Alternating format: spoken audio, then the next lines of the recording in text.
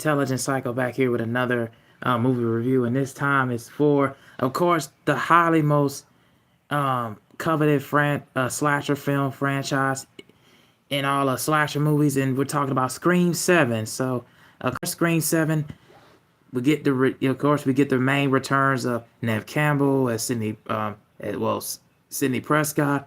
You know, we end up getting more return, of course, with Gail Weathers, played by Courtney Cox.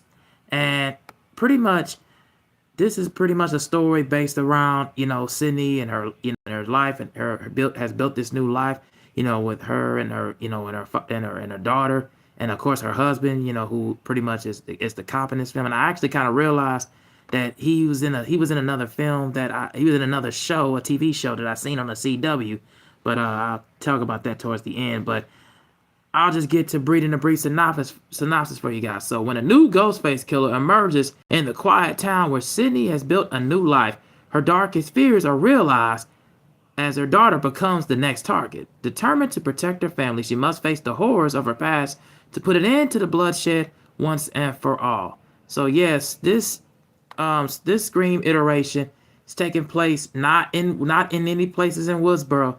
Like I said, Sidney is Prescott. Neve Campbell has built basically another new life, with her daughter and of course her husband, which is a cop. And this other place called Park Ground, Park Ground, California, which is another outskirts of California somewhere. So yeah, she had built another new life. She's working at some sort of like bakery, I believe, and her daughter's in like stage plays.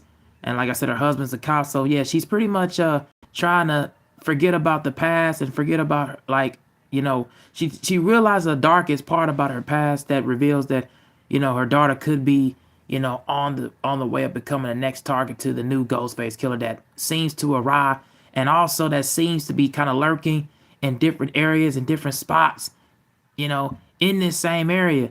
But then a lot of things that happen in this film that it was some brutal and gnarly kills. And then I'll get to the beginning part. That first beginning kill scene, I will say, was not as monumental. It's not as eventful as I would have thought and imagined, like how the trailers kind of portrayed it out to be. And so I kind of was not really involved and wowed by that intro of Ghostface's appearance.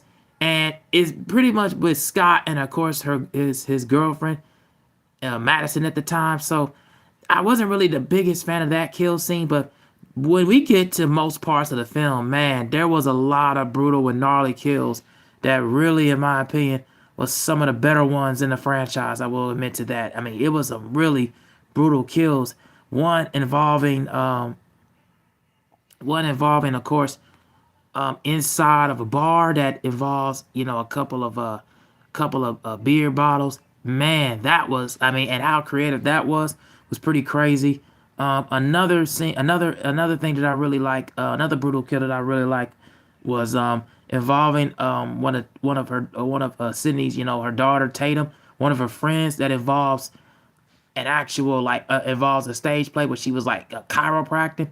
I thought that was crazy. I thought that was an absolute momentum show stealing scene right there, man. But those are some really good things that I like about the qualities of it. Was, like I said, the kills really just was on point.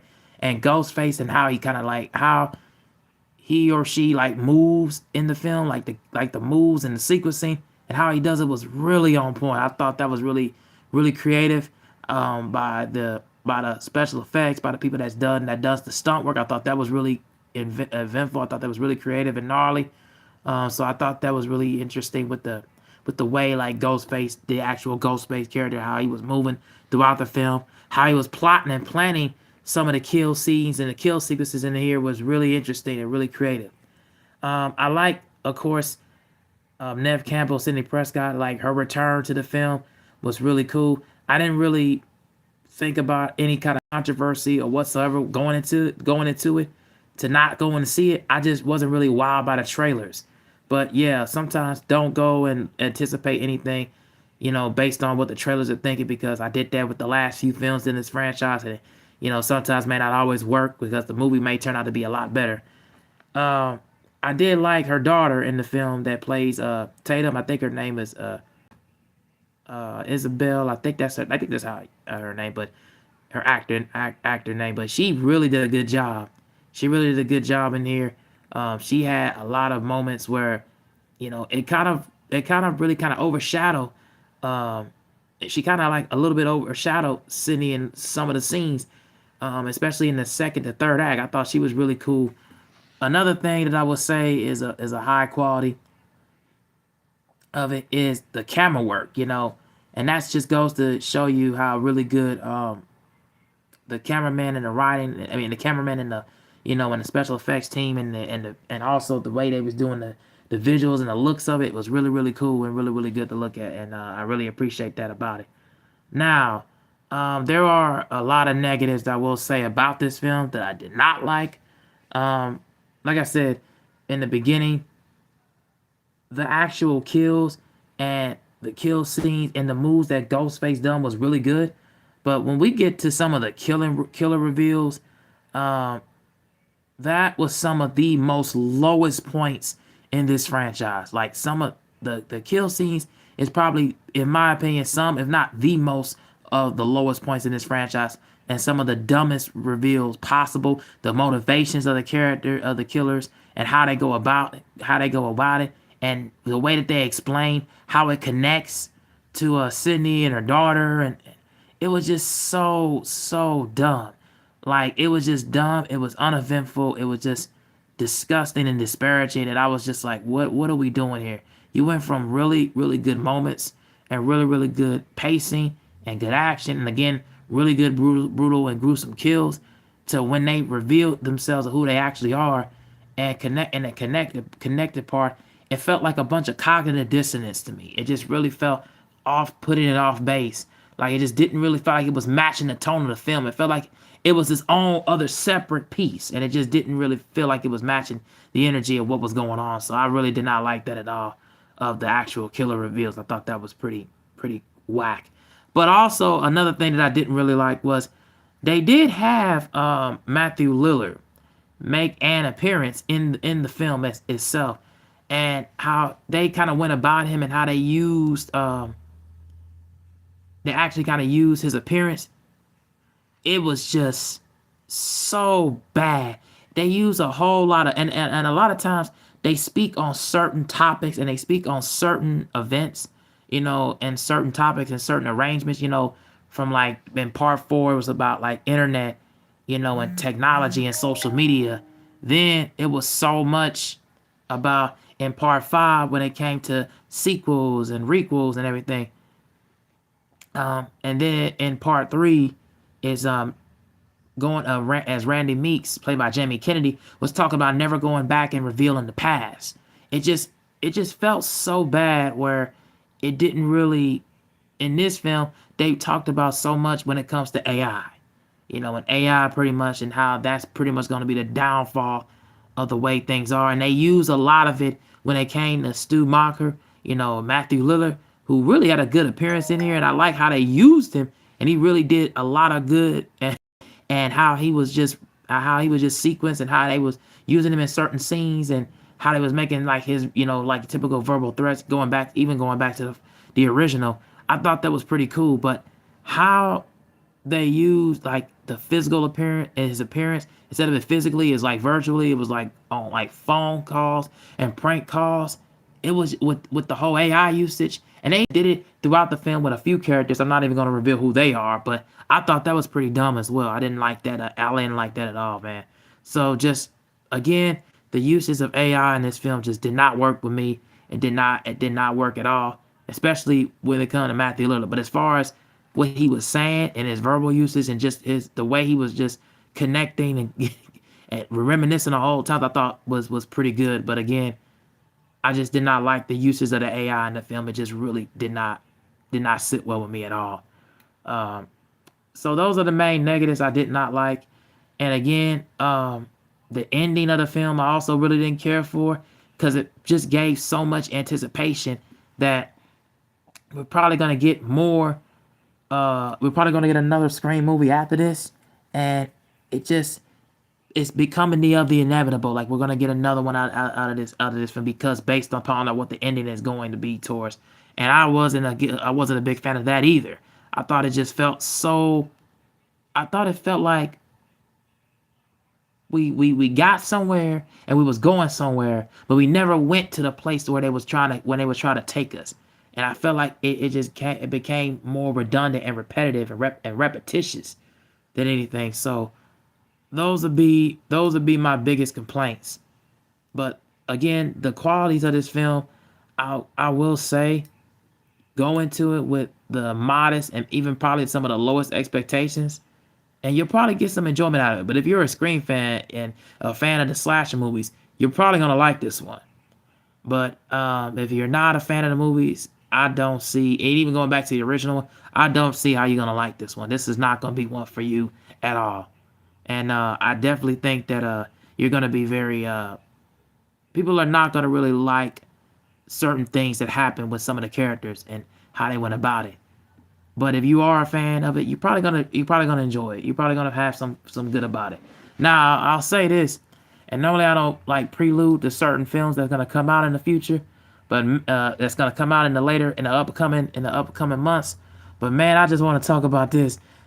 Before the movie came on, they showed Scary Movie 6. Man, that is going to be absolute fire. They revealed a trailer, in Scary Movie 6, and how they was doing a lot of spoofs to so many slasher films that came out in the past, and even recently too. From Halloween's to I Know What You Did Last Summer, and then of course what they alluded to Scream 6 in the trailer for that one. Man, if you have not seen that trailer for Scary Movie 6, it's gonna be incredible. Like a couple of surprise characters that's gonna be in there. That's gonna be pretty good, and return of some OG cast members. It's gonna be really really great. So if you have not seen that, oh my goodness, you are gonna be in for an absolute treat. That is gonna be something special. So I will say that was more amazing, more impressive, you know, as a comedic value of the horror movies than even what they did in Scream 7. So I will say that. But as far as my rating of Scream 7 goes, I give it a solid 3 stars out of 4. Like it has a lot of solid moments in this film, and I dislike a lot of the critics that just already rushed the big rush to put out a review on it. It's definitely not the worst in the franchise, like how I entitled it. It's definitely not worse than Scream 3 at all. Like Scream 3 is easily the worst one out of all of them because, again, like I said in my ranking videos, it did Scream 3 never really had anything going for itself. Like the characters I did not care about. Again, like I didn't like how the topic arrangement and usage of the subjects that they was going over, it just really didn't work. It didn't really work. It didn't really fit well. So I definitely did not like that about that film. And again, I didn't like the killer reveal in that film. Pretty much Scott, I think Scott, I forget his last name, but who played as Roman Bridger. Like I didn't really like him either in that film. So that was just something I wasn't really fond upon. But this one is definitely not anywhere near that. So I will say go into this movie with just very low and modest expectations, and you'll probably come out with something revealing. Um, so yeah, those are my thoughts about Scream 7. Tell me what you guys think down in the comment section below. Uh, and thank y'all for watching, liking, sharing, and subscribing.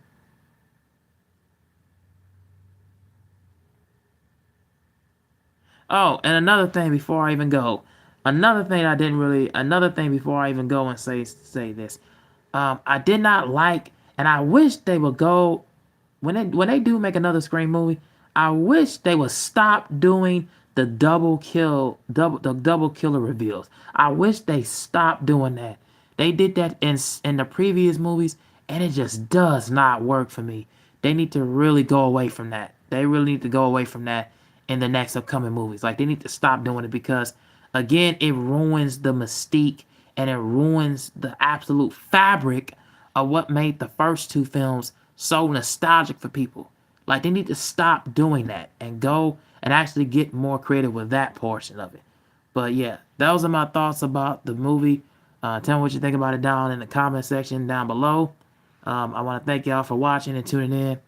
I got more content for you guys later on. I'm gonna do TV reviews, TV show reviews for Hijack, Idris Elba, and I got a TV review for y'all that's gonna talk about his Cross. So be on the lookout for that. Alice Cross, and that's the TV series played by Aldous Hodge. That's gonna come out pretty soon. So be on the lookout for that. But yeah, I'm out. Peace.